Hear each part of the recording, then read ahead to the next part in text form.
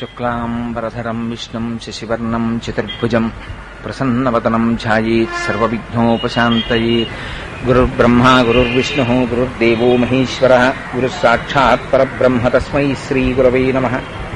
వ్యాసాయ విష్ణురూపాయ వ్యాసరూపాయ విష్ణవే నమో వై బ్రహ్మనిధయే వాసిష్ఠాయ నమో నమః. పూజంతం రామ రామీతి మధురం మధురాక్షరం ఆరుహ్య కవితాశాఖాం వందే వాల్మీకికోకిలం. శ్రుతిస్మృతిపురాణానాం ఆలయం కరుణాలయం నమామి భగవత్పాదశంకరం లోకశంకరం. వాగర్ధావివ సంపృక్తౌ వాగర్ధ ప్రతిపత్తయే జగతః పితరౌ వందే పార్వతీపరమేశ్వరౌ. సూక్తిం సమగ్రయతున స్వయమేవ లక్ష్మీః శ్రీరంగరాజమహిషీ మధురైకటాక్షైః. వైదగ్ధ్యవర్ణగుణగుంభనగౌరవైర్యాం కండూలకర్ణకుహరాः కవయోధయంతి. శాంతాకారం భుజగశయనం పద్మనాభం సురేశం విశ్వాకారం గగనసదృశం మేఘవర్ణం శుభాంగం. లక్ష్మీకాంతం కమలనయనం యోగిహృద్యానగమ్యం వందే విష్ణుం భవభయహరం సర్వలోకైకనాథం. మనోజవం మరుతతుల్యవేగం జితేంద్రియం బుద్ధిమతాం వరిష్టం వాతాత్మజం వనరయూధముఖ్యం శ్రీరామదూతం శిరసా నమామి. ఆపదామపహర్తారం దాతారం సర్వసంపదాం లోకాభిరామం శ్రీరామం భూయో భూయో నమామ్యహం. శ్రీరామచంద్రం శ్రితపారిజాతం సీతాముఖాంబోరుహచించరీకః సమస్తకల్యాణగుణాభిరామः నిరంతరం మంగళమాతనోతు. సింధూరారుణ విగ్రహాం త్రినయనాం మాణిక్యమౌళిస్ఫురత్తారానాయకశేఖరాం స్మితముఖీం ఆపీనవక్షోరుహాం పాణిభ్యాం అళిపూర్ణరత్నచషకం రక్తోత్పలం బిభ్రతీం సౌమ్యాం రత్నఘటస్థరక్తచరణాం ధ్యాయేత్పరేదంబికాం. హరి ఓం. పరమేశ్వర స్వరూపమైన సభకి నమస్కారం. నిన్నటి రోజు ఆదిశంకరాచార్య కృతమైనటువంటి భజగోవింద శ్లోకాల మీద ఉపన్యాసాన్ని ప్రారంభం చేసి భజగోవిందం భజగోవిందం గోవిందం భజ మూఢమతే సంప్రాప్తే సన్నిహితే కాలే నహి నహి రక్షతి డుక్రుంకరణి అని శంకర భగవత్పాదులు చెప్పినటువంటి మొట్టమొదటి శ్లోకాన్ని విజ్ఞాపన చేసి ఉన్నాను. మనకి అరిషడ్వర్గములని ఉంటాయి. అవి ప్రత్యేకంగా ఏం సాధన చేసి మనం తెచ్చుకోవలసినటువంటి అవసరం ఏం లేదు. అవి తమంత తాముగా మనకి సర్వకాలములయందు అనువర్తించి ఎప్పుడు కావాలంటే అప్పుడు వచ్చి మనని పతనం చేయడానికి సిద్ధంగా ఉంటాయి. అవే కామ క్రోధ లోభ మద మోహ మాత్సర్యములని. ఉత్తమే క్షణకోపస్యా మధ్యమే ఘటికాద్వయం అధమేస్యాదహోరాత్రం పాపిష్టే మరణాంతకః అని నీతి శాస్త్రం. ఉత్తముడైన వాడికైతే ఒక్క క్షణకాలం ఉంటుంది, మధ్యముడికైతే ఒక్క ఘడి ఉంటుంది.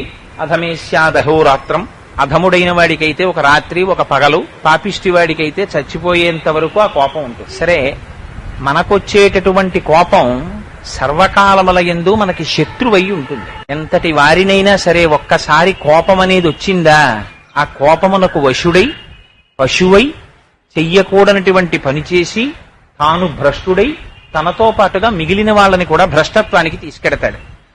అందుకే సుందరకాండలో వాల్మీకి మహర్షి కోపం గురించి కొన్ని అద్భుతమైన శ్లోకాలు చెప్పారు.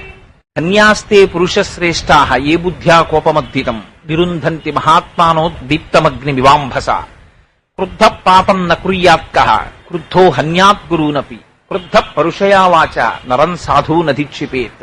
యస్యముత్పదితం క్రోధం సమయైవ నిరస్యతి యథోరగస్త్వచం జీర్ణాం సవై పురుషముచ్యతే అన్నారు. ఒకసారి ఆ కోపం వచ్చి మనుష్యుణ్ణి వశం చేసుకుందా వాడికి ఒళ్ళు పై తెలియదిహ. ఆ కోపము చేత తన గురువుని సంహరించడానికి కూడా వెనకాడడు. ఎంతటి పాపాన్నైనా మూట కట్టుకుంటాడు.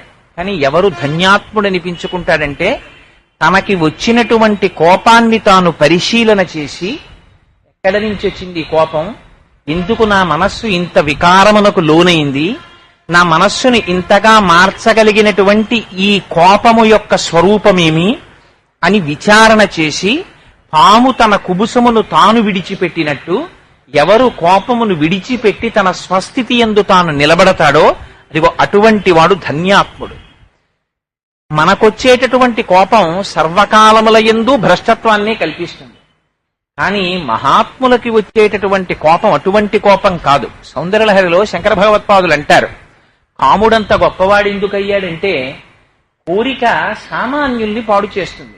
కానీ మహాత్ములకు ఉండేటటువంటి కోరిక లౌకికమైనటువంటి కోరికల యందు ప్రవర్తించకూడదనేటటువంటి కోరిక.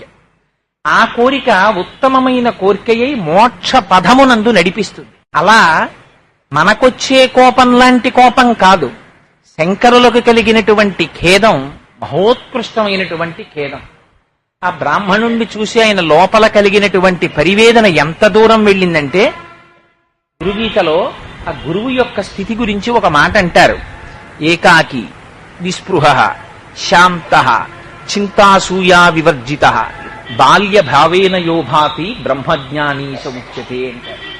ఆయన ఏకాకి, ఆయన ఒక్కడే ఉంటాడు. అంతటా నిండి నిబిడీకృతమైపోయినటువంటి పరబ్రహ్మముతో తాదాత్మ్యమును చెంది రెండిటిని చూడక సర్వకాలములయందు బ్రహ్మమునందు రమించేటటువంటి స్వరూపం ఉన్నటువంటి గురువుకి కోపం వస్తుందా?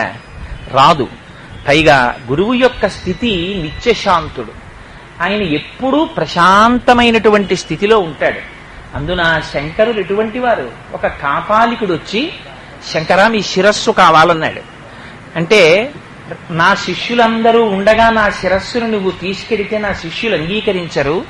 రేపటి రోజున నా శిష్యులందరూ ప్రాతకాలంలో కృష్ణానదిలో స్నానం చెయ్యడానికి వెళ్లిన సమయంలో నేను ఒక్కడే ఉండి అంతర్ముఖుడనై తపస్సు చేసుకుంటున్నటువంటి సమయంలో నువ్వు వచ్చి నీకు కావలసిన నా శిరస్సుని నా కుత్తుక కత్తిరించి తీసుకెళ్ళు. అంతగా దేహభ్రాంతి లేనటువంటి వ్యక్తి ఒక కాపాలికుడికి తనకి శిరస్సుని ఇవ్వడానికి అంగీకరించినటువంటి మహాపురుషుడు, వారికి కోపం వస్తుందా?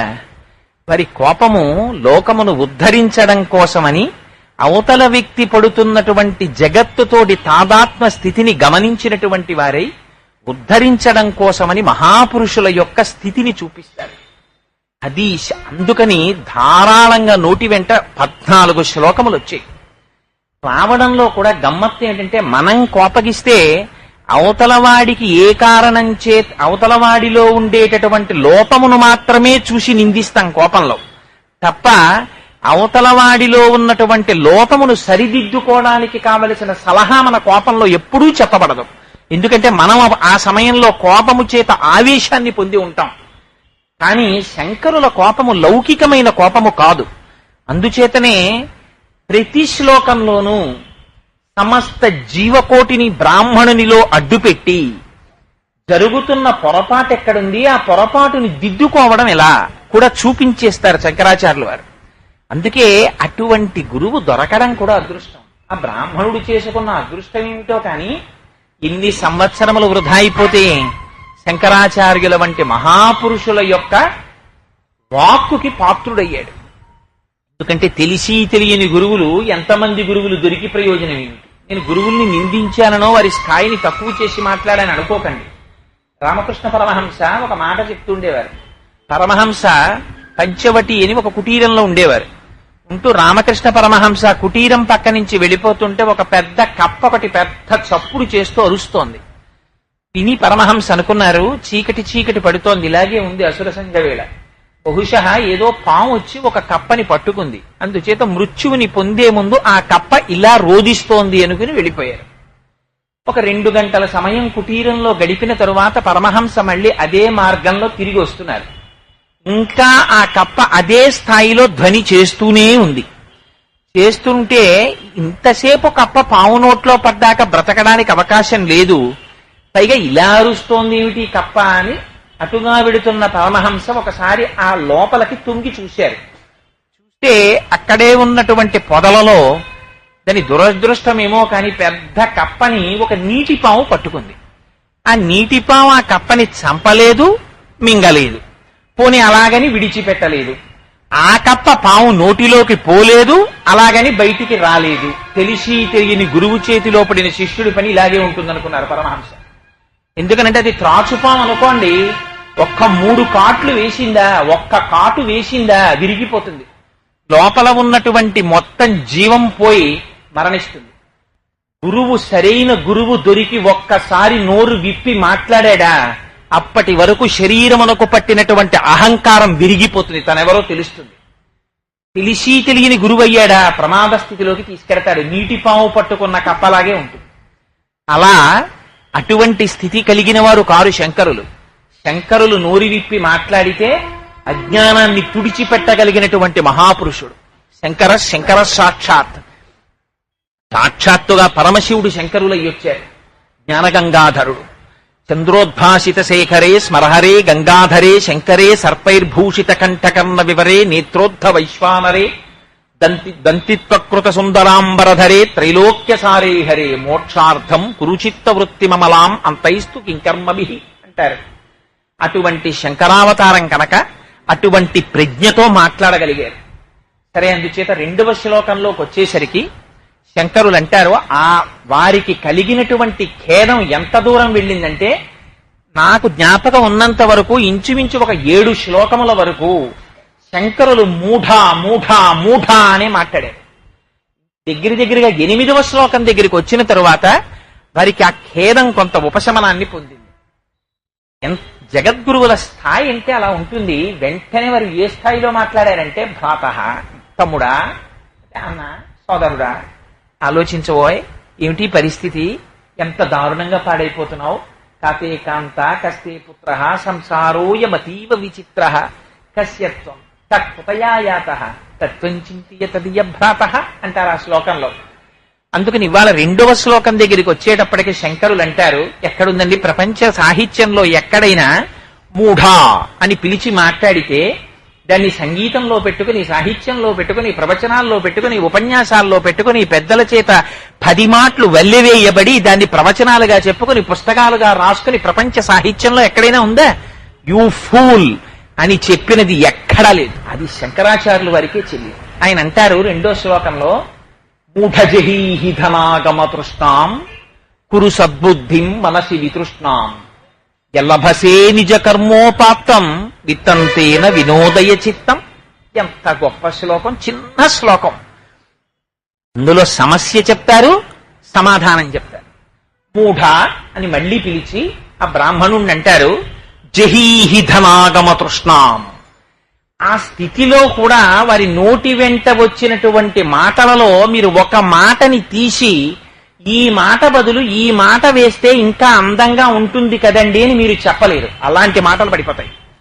మూఢ జహీహి ధనాగమ తృష్ణాం కురు సద్బుద్ధిం మనసి వితృష్ణాం. అందం చూడండి, చిట్ట చివర మొదటి పాదంలో మూఢ జహీహి ధనాగమ తృష్ణాం కురు సద్బుద్ధిం మనసి వితృష్ణాం. 2 తృష్ణలే. చిత్రం ఏమిటంటే, మనకి పురుషార్థములను ఉంటాయి. ధర్మ అర్థ కామ మోక్షములు, చతుర్విధ పురుషార్థములు. మనం ఎక్కడ పూజ చేసినా, ఎక్కడికి వెళ్ళినా ఏం చెప్పుకుంటామంటే, ధర్మార్థ కామ మోక్ష చతుర్విధ ఫల పురుషార్థ సిద్ధ్యర్థం మనోవాంఛా ఫల సిద్ధ్యర్థం సమస్త దురితోపశాంత్యార్థం. సరే, నాకు పరమేశ్వరుడు ఏది కటాక్షిస్తే దాంతో ఏదో ఉమామహేశ్వర పూజాంకరిష్యే, లేకపోతే లక్ష్మీనారాయణ పూజాంకరిష్యే, ఏ పూజ చేస్తే ఆ పూజ చేస్తున్నానని నీళ్లు ముట్టుకుంటాం. అటువంటిది అలా మనం ఎక్కడికి వెళ్ళినా అడిగేటటువంటి చతుర్విధ పురుషార్థములైనటువంటి ధర్మ అర్థ కామ మోక్షముల 4ంటిలో మొదటి స్థానం మాత్రం ధర్మంది. మిగిలిన 3ంటిలో 2 ధర్మంతో అనుబంధం కలిగి ఉండాలి. ఈ గమ్మత్తు. మోక్షాన్ని మీరు సాధించేదేం ఉండదు. ఎందుచేత అంటే, మీకు ఒక కర్ర ఇచ్చి 4 సమానమైన ముక్కల కింద నరకండి అన్నారనుకోండి, మీరేం చేస్తారు? ఎన్ని మాటలు నరుకుతారు? దాన్ని 4 మాటలు నరకరు, 3 మాటలే నరుకుతారు. ఒక 10 అడుగుల కర్ర ఇస్తే ఏదో 2.5 అడుగులు చొప్పున 2.5 అడుగుల దగ్గర కత్తితో ఒకసారి కొడితే ఒక ముక్క విరిగిపోతుంది, ఇంకొకసారి కొడితే ఇంకొక ముక్క విరిగిపోతుంది, ఇంకొకసారి కొడితే ఇంకొక 2 ముక్కలు వచ్చేస్తాయి. 3వసారి మాత్రమే నరుకుతారు, 4 ముక్కలు వచ్చేస్తాయి. 4 ముక్కల కోసం 4 మార్లు నరకరు. ధర్మమును పట్టుకుంటే అర్థకామములు దానితో కలిసి తీరాలి. అర్థము ధర్మముతో ముడిపడాలి, కామము ధర్మముతో ముడిపడాలి. ధర్మముతో ముడిపడిన అర్థము, ధర్మముతో ముడిపడిన కామము మోక్షమునే ఇచ్చేస్తాయి తప్ప మళ్ళీ మోక్షం కోసమని ఏమైనా ఉంటుందా అండి అంటే ఇంకేం ఉండదు. ఈ ధర్మముతోడి సంబంధము కలిగిన అర్థ సాధన, ధర్మముతోడి ముడిపడిన కామ సాధన మోక్షమునకే దారి తీసేస్తుంది. అందుకని మొట్టమొదట ఏది? ధర్మమే. ధర్మబద్ధమైన నడువడి. కానీ చిత్రం ఏమిటంటే మనం ఏం చేస్తామంటే జీవితంలో మనం అంటే మీ వంటి ప్రాజ్ఞుల గురించి నేను చెప్పట్లేదు, ఎప్పుడూ చెప్తుంటాను, నా వంటి వాడి గురించి చెప్పుకుంటున్నది. మొట్టమొదటి దాన్ని తప్ప మిగిలినవన్నీ పట్టుకుంటాం. అందులో కూడా కామమనేటటువంటిది కూడా ఏదో ఒక స్థాయికి వెళ్ళిన తరువాత తుచ్చకామం గురించి మాట్లాడవలసి వస్తే, కానీ అర్థమనేటటువంటిది మాత్రం చాలా తొందరగా మనని పట్టుకుంటుంది. దీనికోసమే జీవితం అంతా పాడు చేసుకుంటారు. దీనికోసము శంకరాచార్యుల వారు భజగోవింద శ్లోకాలలో చెప్పినటువంటి మాటలు ఏదో పురాణ సంబంధంగా చెప్పేటటువంటి మాటలు కావవి. వారు చాలా గొప్ప గొప్ప మాటలు వేసేశారు. నువ్వు ధర్మమును విడిచిపెట్టి అర్థమును ఒకదాన్నే పట్టుకుని ఎందుకు తిరుగుతున్నావో తెలుసా? ఎందుకు తిరుగుతున్నావంటే నీకు తృష్ణ కలిగినది, ఆశ కాదు. మీరు చాలా జాగ్రత్తగా జ్ఞాపకం పెట్టుకోవాలి. ఆశ కలగడము వేరు, తృష్ణ కలగడము వేరు. డబ్బు ముట్టుకోవద్దని కానీ డబ్బు సంపాదించవద్దని కానీ శంకరాచార్యుల వారు ఎక్కడా చెప్పలేదు. ఎందుకని అంటే గృహస్థాశ్రమంలో ఉన్నటువంటి వాడు అర్థమును సంపాదించి తన భార్యా బిడ్డలని పోషించుకోవలసినటువంటి బాధ్యత వాడి మీద ఉన్నది. అందుకని వాడు అర్థ సముపార్జన చేసి తీరాలి. పైగా వేదమూలమిదం బ్రాహ్మం, భార్యామూలమిదం గృహం, కృషిమూలమిదం ధాన్యం, ధనమూలమిదం జగత్. నీతిశాస్త్రం చెప్పేసింది. వేదము లేనినాడు అసలు బ్రాహ్మణ్యమే లేదు, భార్య లేనినాడు గృహమే లేదు. ఎందుకని? భార్య ఉంటేనే మిగిలిన వాళ్ళు ఎంతమంది ఉండనివ్వండి, అది గృహం కాదు.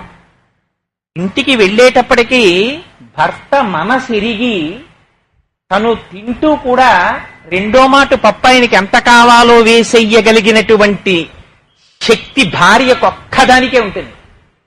అదేమిటే వేసామంటే ఏం ఇవాళ తినరా అంటుంది. ఆయన ఒక ముద్ద ఎక్కువ తింటే పసిగడుతుంది, ఒక ముద్ద తక్కువ తింటే పసిగడుతుంది. ఆయన ఒక్క కప్పు కాఫీ సరిగ్గా తాగకపోతే పసిగడుతుంది, ఒక అరగంట నిద్ర ఆలస్యంగా లేస్తే పసిగడుతుంది. ఆయన ప్రవర్తనలో తేడా వస్తే పసిగడుతుంది, ఆయనలో మార్పుని పసిగడుతుంది. తల్లి తర్వాత తల్లిలా పొదివి పట్టి కాపాడుకుంటుంది. అటువంటి భార్య లేనినాడు ఇంకా ఇల్లెక్కడుంది అసలు? అందుకని భార్యామూలం ఇదం గృహం, కృషిమూలమిదం ధాన్యం. కృషి లేనప్పుడు, తను కష్టపడనప్పుడు, సేద్యము చెయ్యనప్పుడు ధాన్యం ఎక్కడి నుంచి వస్తుంది? వడ్డీ వ్యాపారంలో అయితే ఒకడికి ఇచ్చేస్తే వడ్డీ వచ్చేస్తుంది. కానీ కృషి చెయ్యకుండా ధాన్యం మాత్రం రాదు. కృషి చేస్తేనే ధాన్యం వస్తుంది. కృషిమూలమిదం ధాన్యం, ధనమూలమిదం జగత్. ధనము వల్ల మాత్రమే జగత్ ఉంటుంది.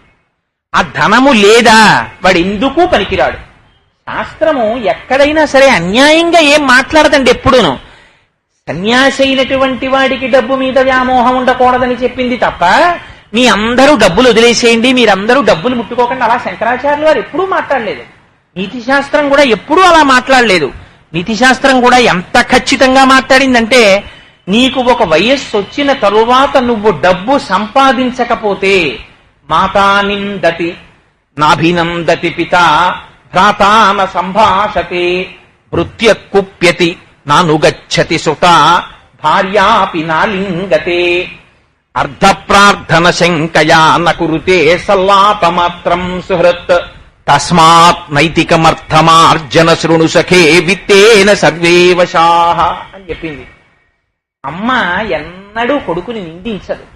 అమ్మ అంటేనే పోత పోసినటువంటి ప్రేమస్వరూపం.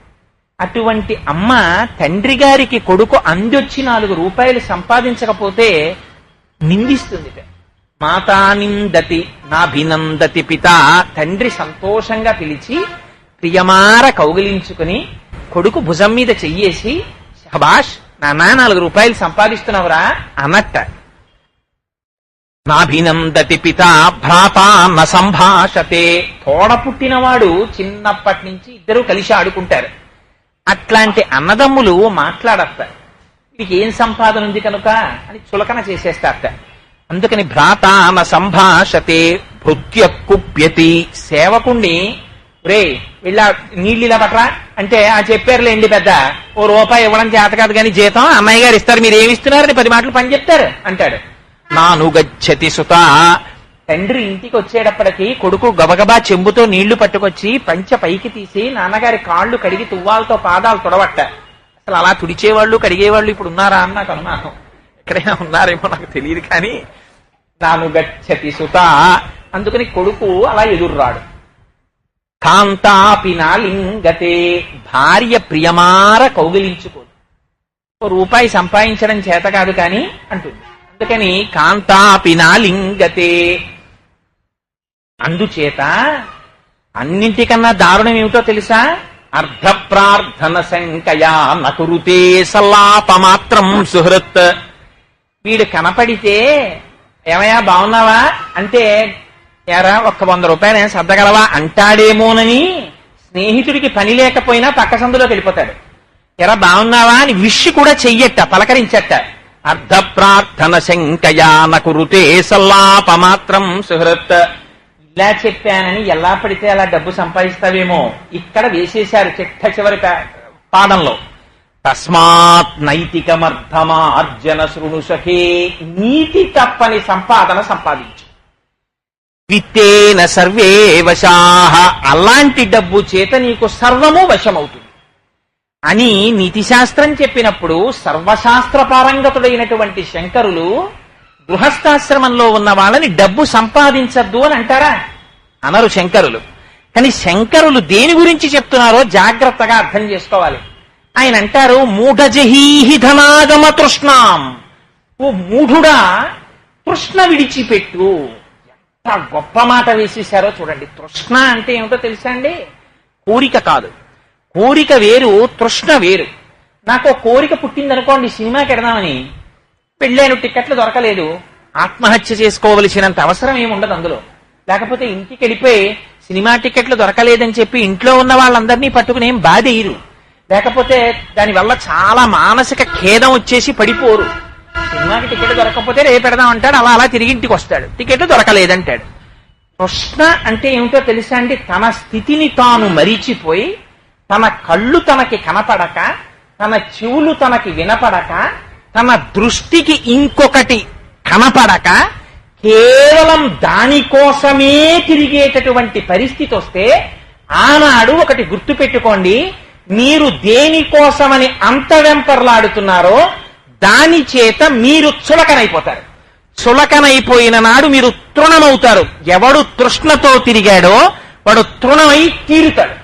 తృణమంటే చులకన జలరుహతంత్రువు చులకన కన దూది కనము చులకన సొమ్మి అని చిన్నతనంలో చులకన గురించి మాకు పద్యం ఉండేది. అందరికన్నా చులకన ఎవరో తెలుసా?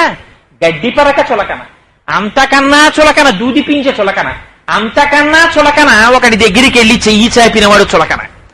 అలా మీరు తృష్ణపడి నాకు ఇదే కావాలని మంకుపట్టు పట్టి కళ్ళు చెవులు ముక్కు నోరు మూసుకుపోయి ఇది తప్ప నాకు ప్రపంచంలో వేరొకటి లేదు నేను అడగను అని దానికోసమే ఎవడు తిరుగుతాడో అటువంటి స్థితికి తృష్ణ అని పేరు. అందుకే చిట్ట చివరికి అది దేనికి తీసుకెళ్లిపోతుందంటే అలా తిరిగినటువంటి వాడి మరణమునకు హేతువైపోతుంది, నిష్ప్రయోజకత్వాన్ని పొందేస్తాడు. అందుకే తృష్ణ అన్నమాట మృగతృష్ణ అన్న చోట వాడుతుంటారు. శంకరుల యొక్క పద గంభీర్యం చూడండి. మరి ఎటువంటి స్థితిలో మాట్లాడనివ్వండి శంకరులు. మూఢ జహీహి ధనాగమ తృష్ణాం, ఆ తృష్ణని విడిచిపెట్టు. ఈ తృష్ణ అన్న మాట ఎక్కడ వాడారో తెలుసా అండి? భాగవతంలో దశమస్కంధంలో చూపిస్తారు తృష్ణ అంటే ఎలా తిప్పుతుందో. కృష్ణుడు చాలా చిన్న పిల్లవాడిగా ఉన్నాడు. ఉన్నప్పుడు యశోదాదేవి ఒకనాడు ఒడిలో కూర్చోపెట్టుకుని పిల్లవాడిని కూర్చుంది. ఎందుకో పిల్లవాడు చాలా బరువుగా అనిపిస్తే ఆ పిల్లవాడిని కింద పెట్టేసింది. కింద పెట్టేసి కూర్చుంది. ఎక్కడి నుంచి వచ్చిందో పెద్ద సుడిగాలి ఒకటి వచ్చింది. వచ్చి ఆ సుడిగాలి పిల్లవాడిని గిరగిర తిప్పి పైకి తీసుకుపోతోంది. ఆ యశోదాదేవి ఆ పిల్లవాడిని అలా పైకి తీసుకుపోతోంది. ఆ ఉన్నటువంటి ఆ నందవ్రజం అంతా కూడా ఎక్కడ చూసినా ఆ సుడిగాలికి ధూళి రేగిపోయింది. సుడి ఎడుగని హరిసుడివడ సుడిగాలి తెరంగు రక్కసుడు విసిరెడియా సుడిగాలి ధూళి కందుల సుడివడ గోపకులు బెగడి సుడివడిరధిపా అన్నారు పోతన గారు. ఆ సుడిగాలి చేత వచ్చినటువంటి ధూళి కన్నుల్లో పడి ఎవ్వరికీ కళ్ళు కనపడడం మానేసి, అంతగా విశేషమైనటువంటి ధూళి లేచి ఆ లేచినటువంటి ధూళి కృష్ణ పరమాత్మని కూడా చుట్టి పైకి తీసుకుపోతోంది. తీసుకుపోయిన తరువాత కొంతసేపటికి సుడిగాలి తగ్గింది. యశోదాదేవి చూసి ఏడిచింది.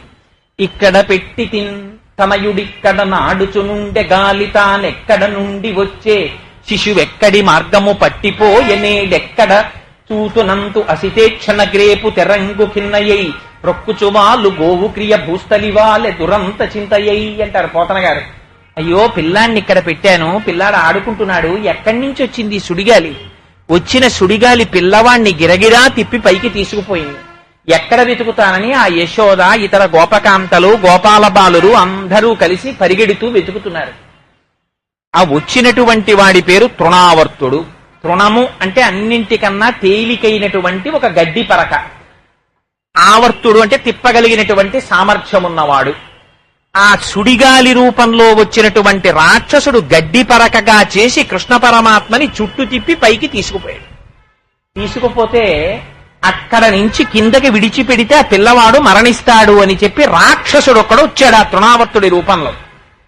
కృష్ణ పరమాత్మ భయపడినటువంటి వాడిలా ఆ రాక్షసుని యొక్క కంఠాన్ని గట్టిగా పట్టుకున్నారు చేతులతోటి. పట్టుకుంటే హరికరతల పీడనమున్న పరవశుడై రాల మీద భగ్నాంగకుడై సురవైరి భటుడు కూలెను పురభంజను గోల కూలు పురముంబోలెన్ అంటారు పోతన గారు. ఎక్కడ శివకేశవ భేదాలు? పోతన గారి లాంటి మహాపురుషులకి ఎక్కడా కనపడవు. వెంటనే పరమశివుడితోటే ఉపమానం వేసేస్తారు.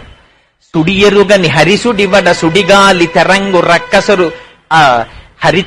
హరికరతల పీడనమున్న పరవశుడై రాల మీద భగ్నాంగకుడై సురవైరి భటుడు కూలెను పురభంజను గోల కూలు పురముంబోలెన్.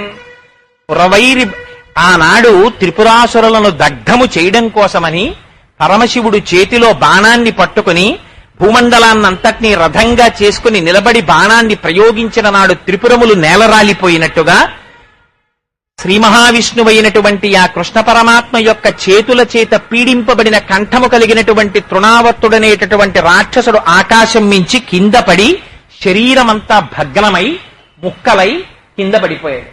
వెతుక్కుంటూ వచ్చారు యశోదాదులు. ఆ పిల్లవాడిని చూశారు, ఎంతో సంతోషించారు. వాళ్ళది ఒక ప్రగాఢమైనటువంటి భక్తి. వాళ్ళకి పిల్లవాడు ఎలా బతికాడని ఎప్పటికప్పటికే సంతోషం. కానీ పోతన గారు మాత్రం చాలా అందమైన పద్యం ఒకటి చెప్పారు అక్కడ. ఆయన అన్నారు, గత జన్మంబులనేమి చేసితిమో యాగశ్రేణులేనేమి చేసితిమో ఎవ్వరికేమి పెట్టితిమో ఏ చింతారతిన్ పొద్దుపుచ్చితిమో సత్యంబులనేమి పల్కితిమో ఇప్పుడు చూడగంటిమి చటన్ కృష్ణార్భకు నిర్భయున్ అన్నారు. మేము ఏమో కిందటి జన్మల్లో ఏం పుణ్యం చేశామో, ఏం నిజం చెప్పామో, ఏం యాగం చేశామో, ఏం నోము చేశామో, ఏ చింతారతిన్ పొద్దు పృచ్చితిమో. సమయం మన కోసమేం ఆగదు. తెలియనటువంటి వాడికి వెర్రివాడికి బోరు కొడుతుందంతే. బోరు కొట్టడం ఏమిటి? బోరు కొట్టడం అంటే ఆత్మహత్యా సదృశమైనటువంటి మాట. ఒకరి కోసం కాలం ఎన్నడూ ఆగదు, కాలం వెళ్ళిపోతూనే ఉంటుంది.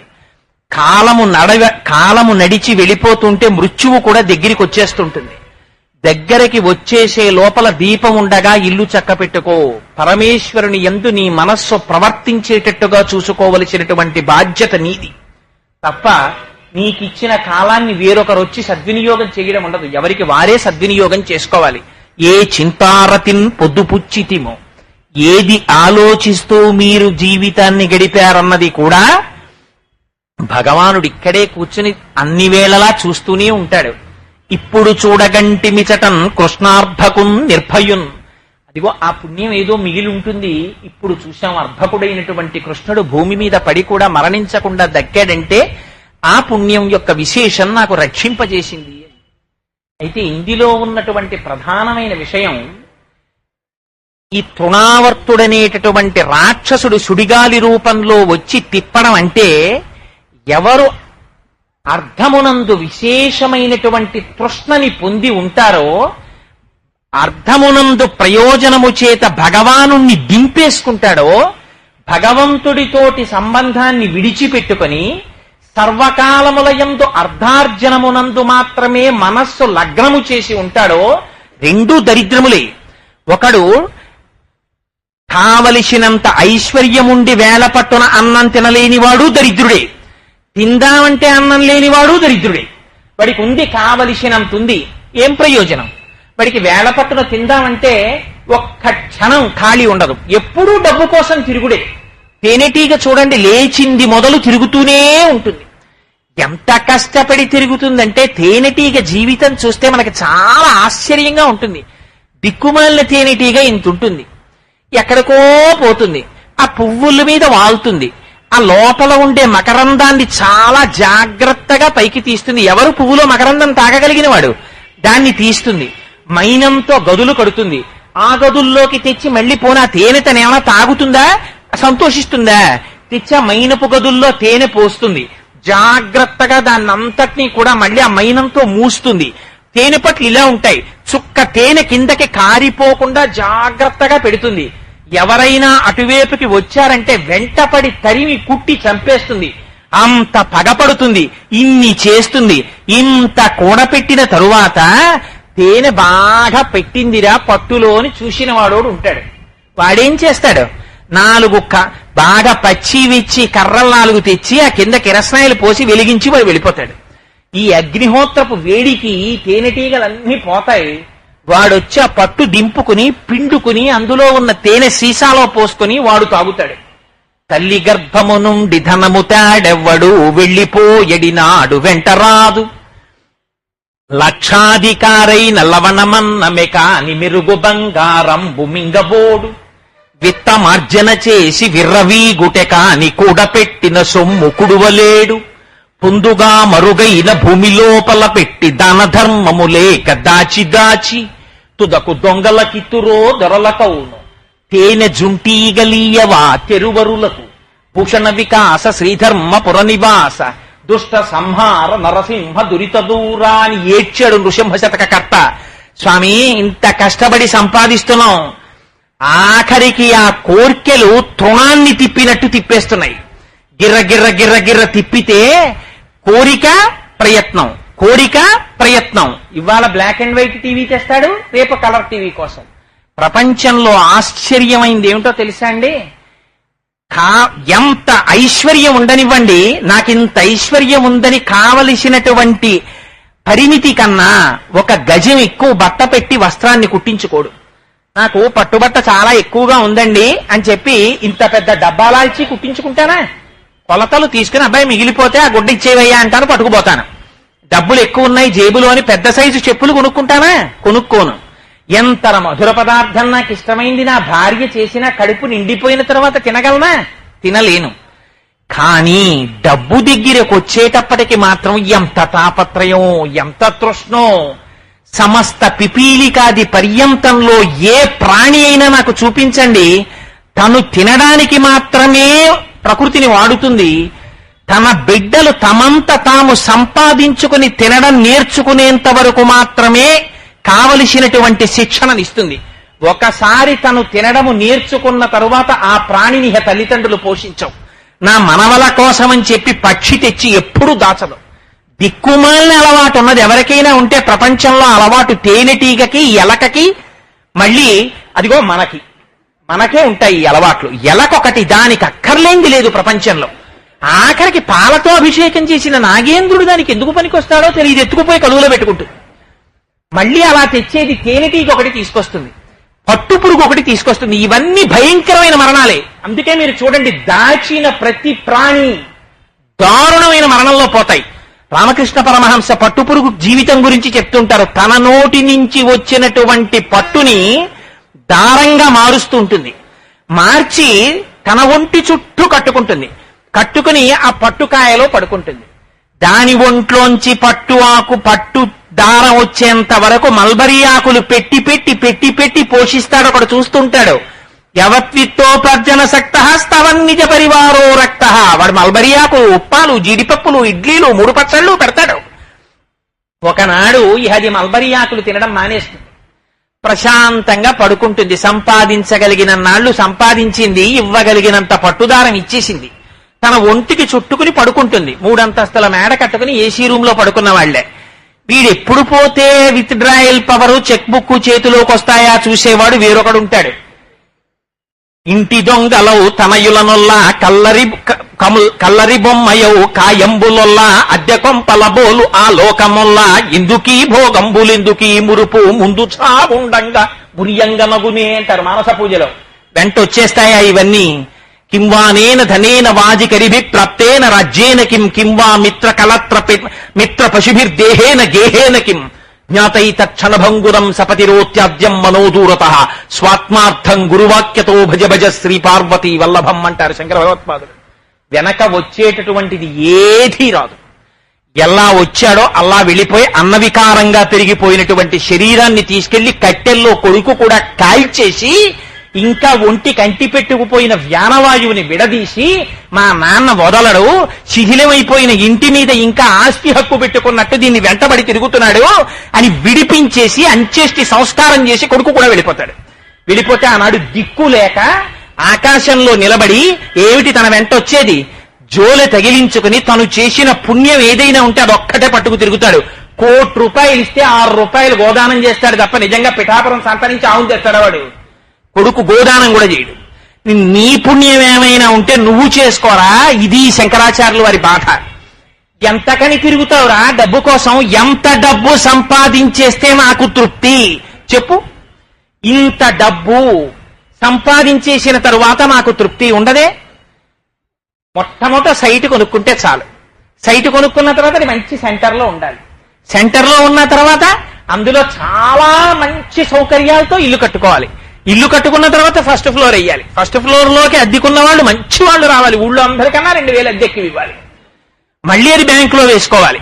దానికి ఎన్నో లెక్కలు చూసుకోవాలి. బ్యాంకు వడ్డీ ఎంత వస్తుంది, మనం ఇచ్చే అద్దె ఎంత వస్తుంది, ఇన్ని చూసుకోవాలి. దీనికి అంతెక్కడ?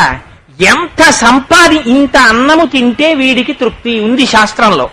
ఇంత బట్ట ఉంటే వీడికి చొక్కా కుట్టుకోవడానికి సరిపోతుంది ఉంది ప్రమాణం. ఇదిగో వీడికి ఇంత చదువుకుంటే చాలు, ఈ ఉద్యోగం ఇస్తాం సరిపోతుంది. ఏదో చెప్తారు, a graduate in any discipline is fit to hold this post, advertisement ఇస్తారు సరిపోతుంది. కానీ ఇదిగో ఇంత ఉంటే వీడికి తృప్తి చూపించండి, అక్కడ మాత్రం తృప్తి లేదు. మంగళాశాసన పరై మదాచార్య పురోగమై సర్వైశ్చ పూర్వైరాచార్యై సత్కృతాయాస్తు మంగళం. మంగళం కోసలేంద్రాయ మహనీయ గుణాత్మనే చక్రవర్తి తనూజాయ సర్వభౌమాయ మంగళం.